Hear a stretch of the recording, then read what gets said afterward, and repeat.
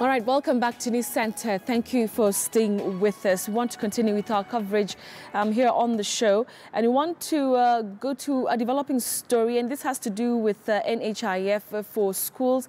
And we understand that the National Assembly's Departmental Committee on Health with this morning meet with officials from the Kenya National Union of Teachers to look at the modalities of implementing universal health for students in secondary school, public secondary schools. And it is a 4 billion shillings scheme, which was initiated by President Uhuru Kenyatta back in April. I want to bring in my colleague Patrick Amimo. Patrick, talk to us about the agenda of this particular meeting today.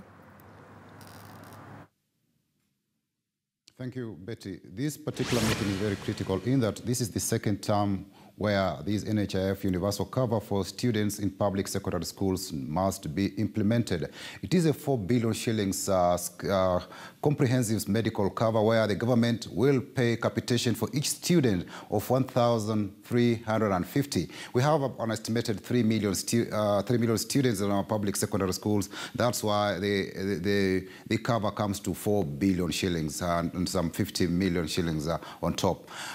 The reason why when the president was launching this particular scheme in April was that he wanted the Ministry of Health together with that of Education and NHIF to come and put strategies together to ensure that the health facilities that will be treating these students are upgraded to NHIF status, and they can allow students use them while accessing health cover for different ailments in schools.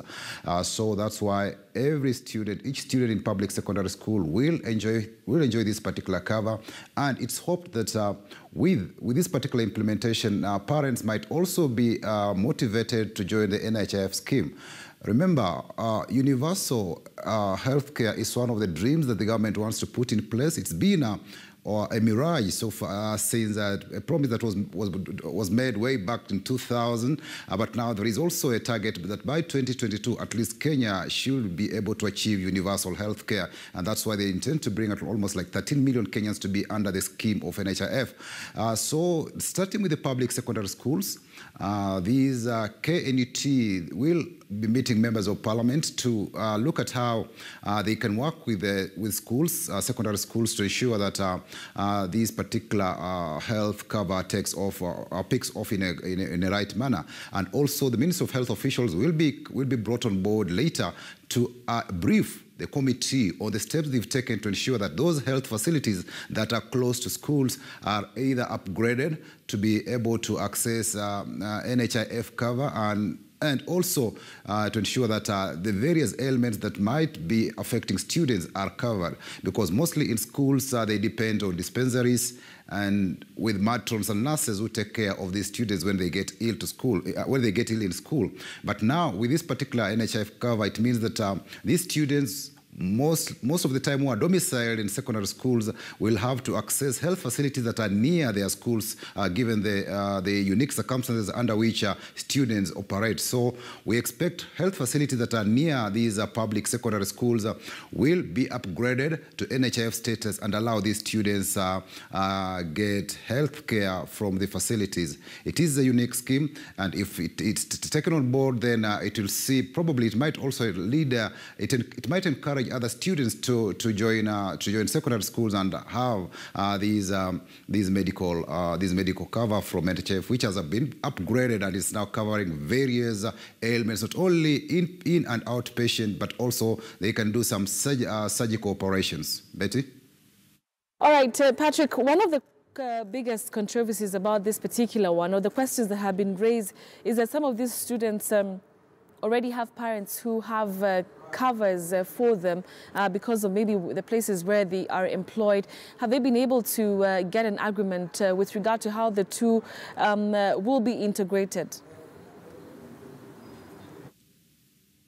Yes, it is something that is still even a controversial even in the public sector, because we find that NHIF is a compulsory scheme where even those employees are supposed to contribute. Like if you look in the private sector, we have those companies that have the employees under the private cover, but also they pay the mandatory NHIF cover. So it's something that is a compulsory. It's an act of parliament. It requires people to have it. So those parents who have that opportunity to have their children under that private cover, then they'll also have that opportunity where the students can both enjoy the NHIF and that private cover that has been offered by the parents. But then I think these are some of the things that NHIF will look into, because people have been complaining that, especially those who are in private, who have private cover, you find most of the time they are denied services from NHIF. In preference for the private sector, yet for the private insurers, yet they pay exorbitantly for NHIF. So it's something that they need to be fine-tuned to see how it can benefit as many people as possible, because at times even you can find that NHIF cover, it only covers maybe a parent and the immediate family, and in case the person does not fall ill, then we cannot explain how that cover was spent, because oftentimes once the year ends, that it's like your cover is over and you cannot access it. So it's something that needs to be streamlined. NHIF needs to streamline it, because the cover has been increased both in the private sector now, and it's those employees we're looking at an upward of 1,700 each month from people, and the minimum of 500. Yet initially it was 320 shillings. So NHIF needs to up its game and ensure that NHIF cover benefits as many people as possible, and not only overburden the private sector, especially for those who who have the benefit of having registered in both schemes, but that is NHIF and the private insurance scheme. Betty? From our city centre studio, and we'll be following that meeting that's scheduled to take place today for you here on KTN News. Now, I want to move on, and a group of Kalenjin leaders are calling for unity among the Kalenjin community ahead of the 2022 general election. Led by former ministers Henry Koskei, Franklin Betton, the chairman of the Kalenjin elders, Major Retired John Say, the leaders expressed fears over what they termed as continued disunity within the community. At a meeting held at a Nairobi hotel, the leaders revealed that something big was afoot. They, however, remained tight-lipped on details about their meetings. This is just but the first discussions. We've got a lot of other things that are going to come up. We are just laying foundation. We are just putting up structure of engagement going forward on issues of common concern affecting our nation and our community. Yeah, there will be many meetings coming. You have now seen that the team that we have had here, the chairman of Council of Elders, we've had Henry and Franklin, and of course Bishop Reverend Bishop Silas Yego is part of the team. So we will be opening up as time goes. Now, Mombasa is set to acquire a new face following the completion of Phase 1 of the Dongo Kundu bypass. The dream that began in 1985 will soon be opened by President Uhuru Kenyatta and is set to reduce congestion at the Likoni crossing channel, as well as connect Mombasa with 2 other counties. Francis Mtalaki took a ride on the newly constructed Phase 1 of Dongo Kundu bypass and filed this report. It is a ring that explains a dream that began more than 30 years ago. The first phase of Dongo Kundu bypass begins here in Bonje, an area that has long been known as a black spot, but now seeks to control traffic and ease congestion in and out of the second largest city in the country. That corridor is expected to take traffic from the main island through the old traditional Mombasa-Nairobi Road, especially the cargo traffic that is leaving and entering Mombasa port. Mombasa is both a port city and also a tourist city. In terms of tourism, it offers you better connectivity from the tourist resorts along the coastline to the airport. Phase 1, which is 99% complete, has been constructed at a cost of 12.4 billion shillings and connects SGR through Port Reitz area into the island. This section of the road is expected to be opened by President Uhuru Kenyatta soon. If the experts clear it, that means from next week, the corridor won't be opened for traffic. What that means is all the cargo leaving and entering the port from Kilindini doesn't need to come through the island. So that will clear that congestion very much. As they continue with their final touches, the new landscape and interchanges at Dongo Kundu projects starts to unfold. According to KNUT, this is just the beginning of the transformation and connectivity between Mombasa, Kilifi and Kwale. At the moment, one has to cross the Likoni Channel using the ferry to Mombasa Island before connecting to Mombasa-Nairobi Highway. From Bonje, the northern bypass will connect Kilifi County at Mtwapa, while the southern bypass will cater for Kwale County. Our spot check of the road project showed that KNUT has opted to do away with guardrails that have continued to cause deadly accidents. The way we make roads, that is the carriageway, and there is the landscaping that we do. Landscaping is just like when you build your house, you beautify and all that. We are supposed to beautify those the embankments where we have cut by planting vegetation, by planting shrubs, and by ensuring that there is no erosion that takes place. That will be done, and that is being done. We have an extensive maintenance program. We have moved from the older framework of maintenance, and we have now moved to what is called performance-based contracting.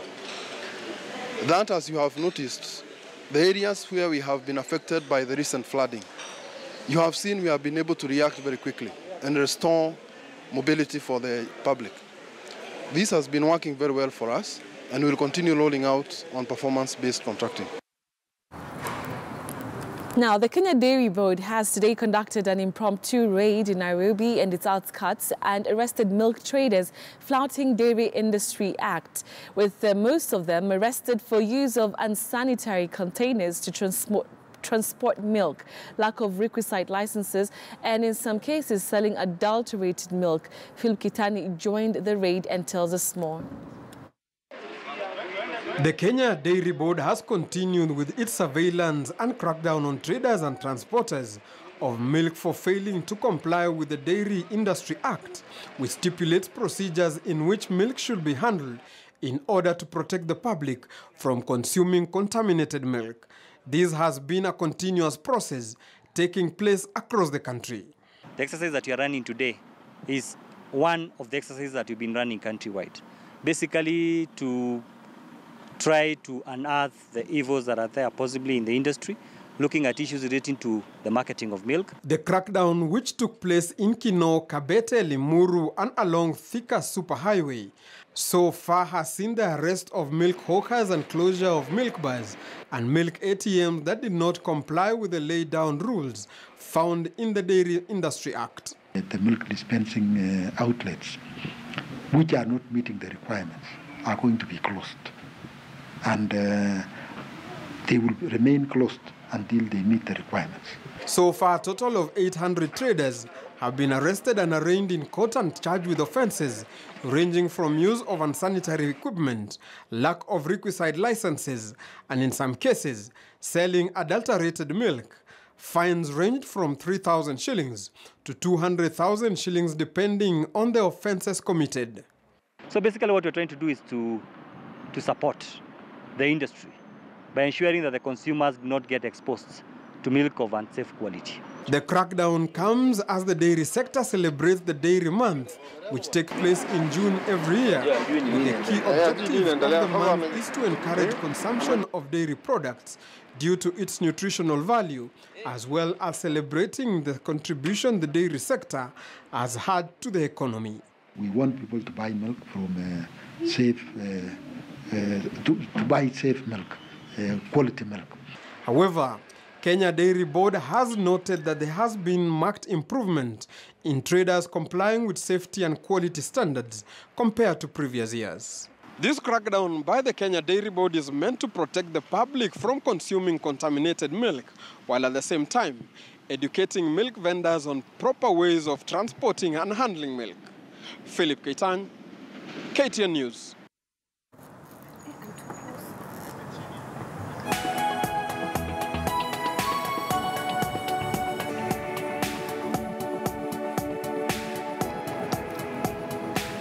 All right, welcome.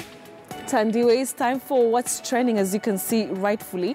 How are you doing this cold Thursday morning? I'm doing fantastic, but Betty. Thursdays just look like being cold, right? Yes, they do. The weather is so chilly, but Friday is almost here. And I definitely have a lot of hot stories to heat up the bulletin for us and keep us warm. So what we're going to start with today, the first story is Cuban doctors arrive in Kenya. Yeah. That's something that everyone has been talking about on Twitter.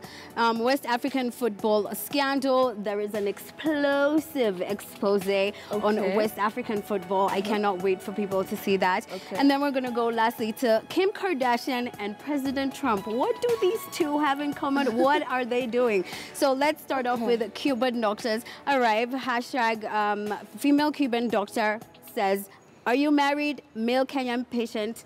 Havana." We're getting off with the jokes chop today. And as you know, of course, the Cuban doctors arrived in the country yesterday. There's supposed to be 100 of them, but only 50 have arrived. The rest will arrive on Thursday. Let's look at the new tweet. "Let me tell you, I expect miracles from the Cuban doctors. With all the hype the government has created around them, the blind had better see, okay? The deaf hear and terminal diseases be cured. Anything short of that will require a logical explanation as to why they are here. Are we together, I like Betty?" her tweet, and especially how she starts. She starts like a typical Kenyan who has mushene, or would like to go or gossip. Let me tell you. The government will explain to her. Our next tweet, number 8, the poet says, "Court temporarily stops employment and issuance of work permits to the 100 Cuban doctors, effectively halting their deployment. Says positions should be advertised for the foreigners to compete with Kenyan doctors who should apply." And of course, we know that the issuance of the work permits has been put on hold for now until the Labour Court decides what will be done next. Yeah. And moving on to our next story, football scandal in Western Africa. Oh my goodness, Betty. Today the tea is being spilled. So what's going on within this story is that bribes are being given and taken within the football games, football matches, both international and regional. And a Ghanaian investigative journalist, his name is Anas, Amayo Anas. And he's done an expose in which he did hours and hours, 2 years of investigative footage, revealing that both referees take money for their teams, yes.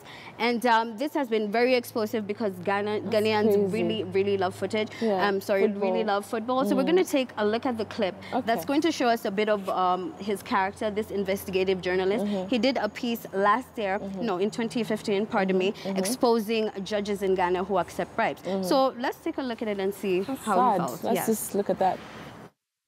I must put on record that I've triggered the necessary processes, the constitutional processes, that would ensure that if these judges are guilty, they are properly dealt with in accordance with the law.